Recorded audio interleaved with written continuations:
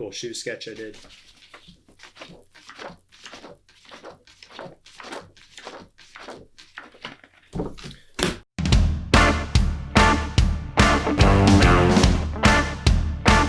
Today's episode 2 of Sketchbook review, Sketchbook club thing. We're going to be going over another group of students in alphabetical order. Annabella, Andre, Anmal, I hope I'm pronouncing your name correctly. Ellie, Eve, Quito, again, hope I'm pronouncing your name correctly, and Patricia. Again, same format as last week. We're going to be going through your guys' sketches, and then I'm going to be doing a couple little doodles in my sketchbook, currently rocking, which is from Above Ground Art Supplies in Toronto. Great place, check it out if you haven't already. We're going to be going through your sketches, offering some feedback, offering some critical advice, but also acknowledging what is currently working well in your designs. First up, Annabella. Let's pull your sketch up here. Okay, it looks like you've done a pair of pliers of some sort, some type of pliers or wire strippers. Right off the bat, good effort with the construction. I can see that you're projecting the ground planes on everything, and that's the key. That's the thing you need to continue doing and take forward with you. One of the main things that I would focus on going forward is the accuracy of the detail in the sketch that you're actually doing. So that means making your sketch look as accurate to the physical product as you can. Focus on the detailing. Use a reference image. If you can hold a pair of pliers in your hands and look at it and study it, flip it around and see how the surfaces work and see what it looks like in different views, I think that's going to really help you understand the actual product that you're trying to sketch. When it comes to detailing with a sketch like this, I can see that you've constructed the physical shape, but it's retained that rectangular form to it. You've built your square plane, so we'll build that in, make sure everything's going to the vanishing point. We're going to project this up in our Z-axis, block that shape in, project everything back, and by the end of it, we have a good shape that we can start with. What I can see based off your sketch is the pliers are very, very thick, and you obviously wouldn't see them like that. So how I would do it is I want to find the center of the pliers. So I'm going to find the center of this square plane here, and now I'm going to take this and project it back. So the entire object is split in half.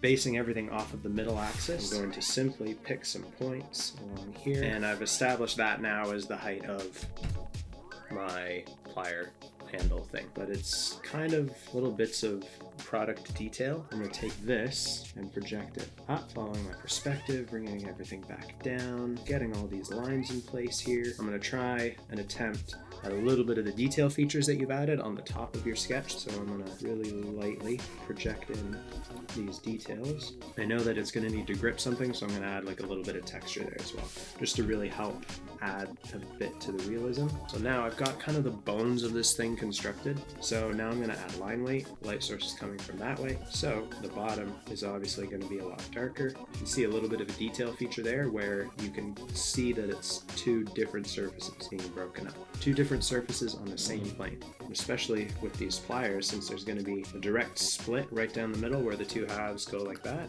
I can really accentuate that using the line weight that I have. So very crude, but that is an example of understanding the product and accurately projecting the detailing of that product. Annabella, thank you so much for your sketch. Keep it up. Good work. Don't stop. Keep going. Keep practicing. If you can get a hold of some pliers, just hold it up, look at it, study that, then go sketch. Okay, next sketch that we're going to be looking at is Andre. You've sketched a hammer, the head of a hammer. One thing that I really say about this is a good sketch, and I like the initial sense of construction that you've got.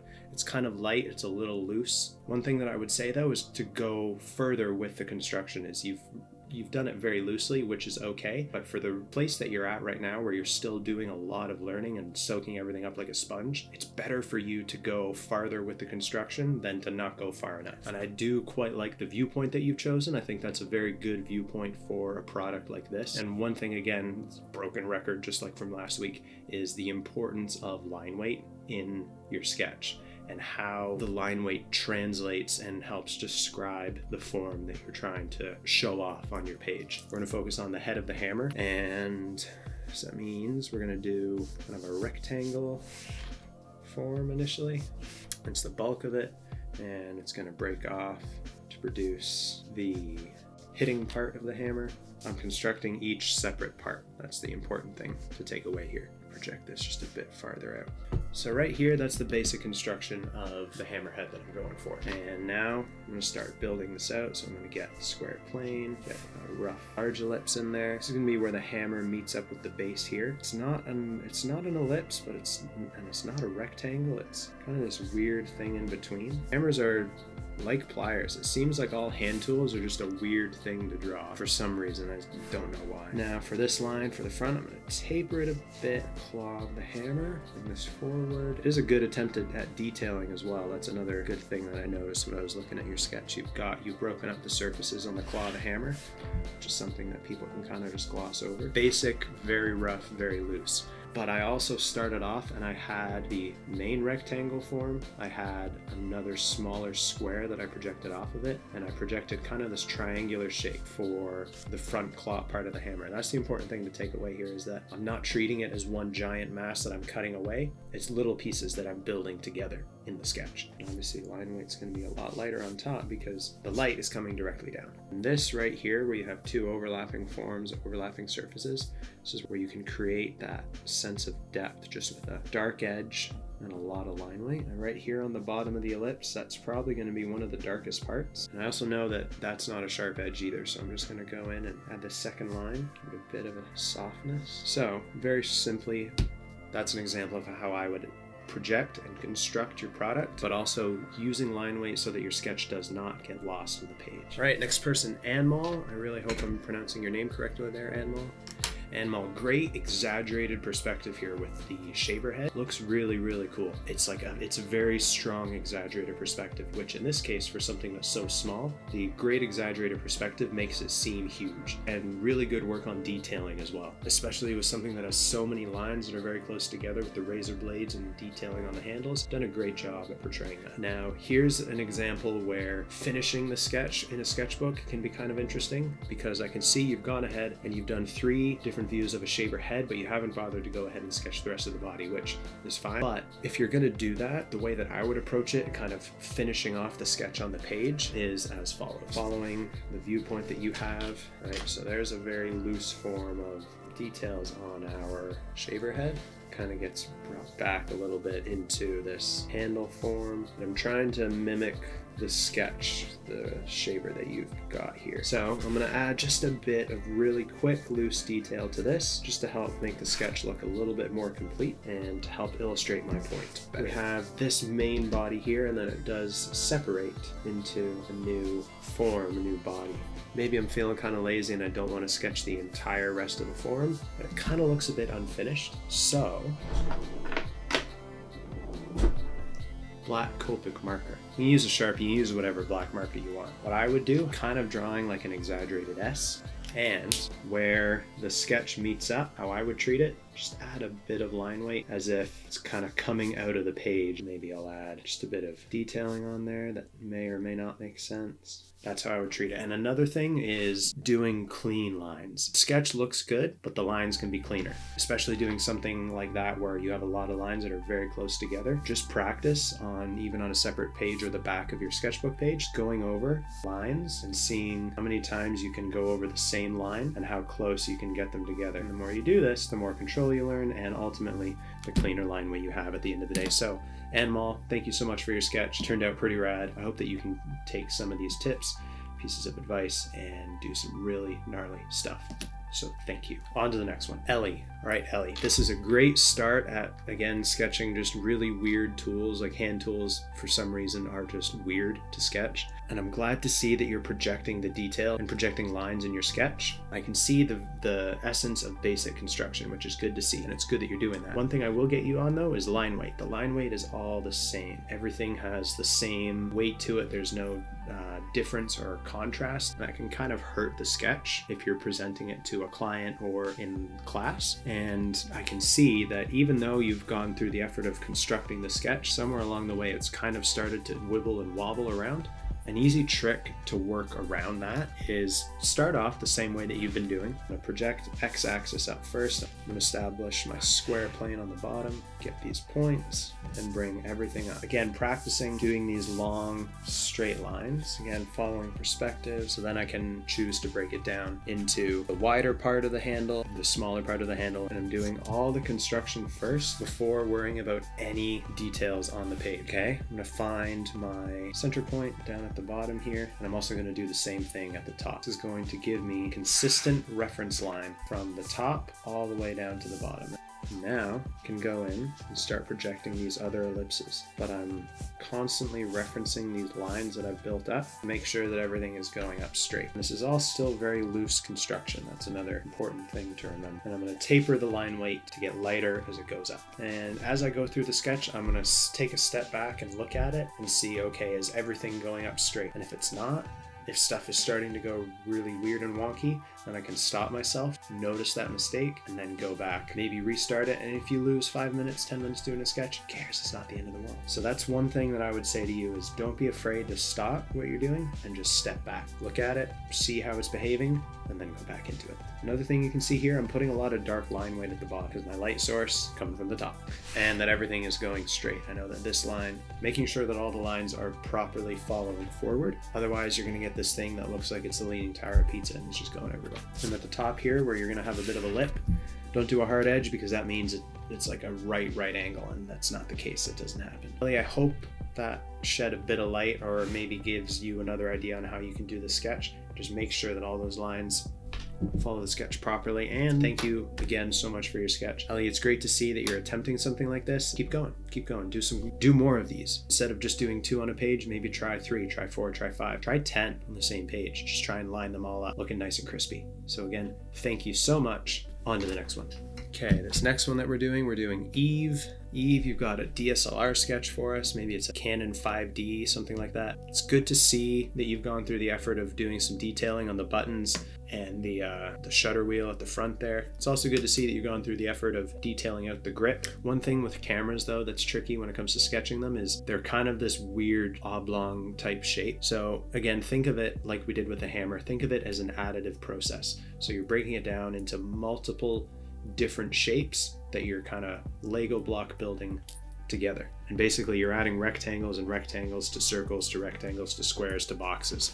So the main body of the camera is going to be a rectangle. So we're going to project our form. And this is a product that I physically understand because I have one and I've held it in my hands, and that can really help you. If you're struggling sketching a product, if you have access to it, find it, hold it in your hands, look around.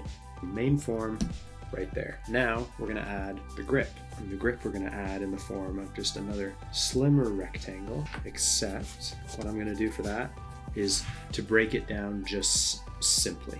And you can kind of slowly start to see something emerge from here. Now I'm going to worry about the piece at the top of the camera here, which sits right above the lens. I'm going to project a rectangle first and then taper the sides in. That way I know that my shape follows proper perspective. Rectangle here, I'm going to take the corner where it meets up with the body, project these lines back. Now we need to worry about the lens, which is going to get added to this camera. Project a square plane in which we will find our center point. Got the ellipse in place now. I'm going to do very lightly, I'm going to do a very compact lens, kind of a pancake. You can see here now I have a second square plane. Sketch an ellipse in there. Connect the dots. So very simply, very basic. I've got one main form, got another basic form, sits along the top. We've got the handle grip form, and we've also got the lens. Hopefully that gives you a start instead of kind of guessing a lot of the perspective and a lot of the lines. It's okay to guesstimate, but guesstimate where it's appropriate. I hope that gives you a bit of an idea on how you could start the sketch and how you can bring it forward. So Eve, thank you so much for sketching a cool camera. Do more cameras. Cameras are pretty cool. Keep it up. Focus on your lines. Make sure they're clean. Keto, I hope I'm pronouncing your name correctly. It'd be really embarrassing if I wasn't. You've done hand irons here. Cool to see. And I like that you've gone through the effort of putting contour lines on them. That's really good to see. However, you're sketching in, correct me if I'm wrong, but it looks like you're sketching in pencil. So you're kind of crazy for that. But again, I could be wrong. However, I can kind of see that you're freehanding stuff a bit, which freehanding is good, but you're not constructing. You've got some basic level construction in there, which is good to see, but we need to take it a bit of a step further. To loosely construct something like this, break it down into a simple form in the sketch, start it off as a rectangle, shape of the bottom of the iron is looking like, so I can project that and project that accurately in my perspective. So to do that, the center point of the square plane here, that is now divided in half, and I can take this back to the vanishing point. If I want to sketch a triangular shape on the bottom, all I have to do is connect the dots. In a very basic, crude sense, a triangle is now technically in perspective. There's a bit of a flare to it. So for the sake of this sketch, we will do that. Got a reference point here, and I'm going to project across. One thing that I've tried to spend a lot of time doing is learning how to break up sketches into its basic structure, thinking of it like a skeleton.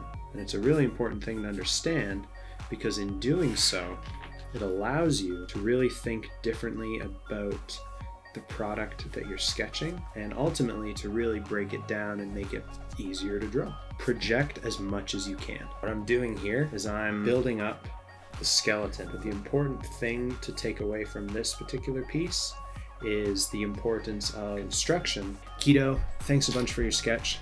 Keep it up. Focus on the construction. Just based off the sketches that I've seen, seems to be the thing that once you master that, can take your sketches to another level. So Keto, thanks a bunch. Keep it up, don't stop. On to the last one. Patricia. Perfect viewpoint choice. That's another tricky thing, that especially for a sketch that's as complex as the iron, like we talked with Keto, it's a weird thing to draw. But I think you've pretty much nailed it. Very good, very strong detailing. And it's also a good example of accurate detail projection, especially with the way that you've treated the buttons and the handle. Some of the stuff is a bit off, but hey, no one's perfect. But you've gone in and you've done all these little shapes, these little forms, which is good to see. However, lines are still good, and you actually do seem to have a good understanding of line weight. But in certain aspects, it looks like you're going a bit too carefully. It looks like you're still doing that artistic type sketching. What's a wrist action, you know? And I do understand why you would do that now, because it's a lot of soft, swooping surfaces. Focus on developing clean lines, and clean lines can be a tricky thing, especially with such curved surfaces. What we're really going to focus on here is strong, sweeping lines, one motion at a time.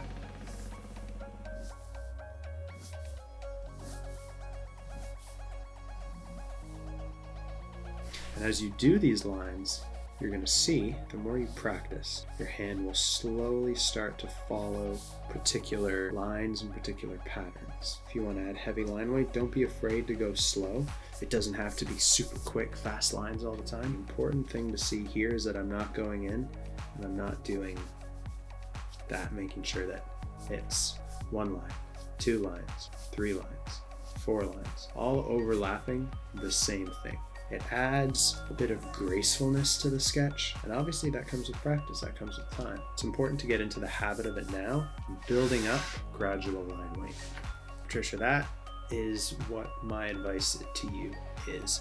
To focus on doing long sweeping lines. So maybe you take one of these sketches, you blow it up on 11 by 17 paper, and you practice doing it on a larger scale, because that ultimately is going to help you doing these larger form surfaces, and how to treat these lines, and to do so in a way when you step back and you look at it and see how clean all these lines are. So Patricia, thank you so much for your sketch. Thank you for putting in the effort of the detailing. And again, I encourage all of you in this group 6, I believe it is, collaborate and work together, send each other sketches, send each other pieces of work, ask for feedback from your peers as well, not just your professors.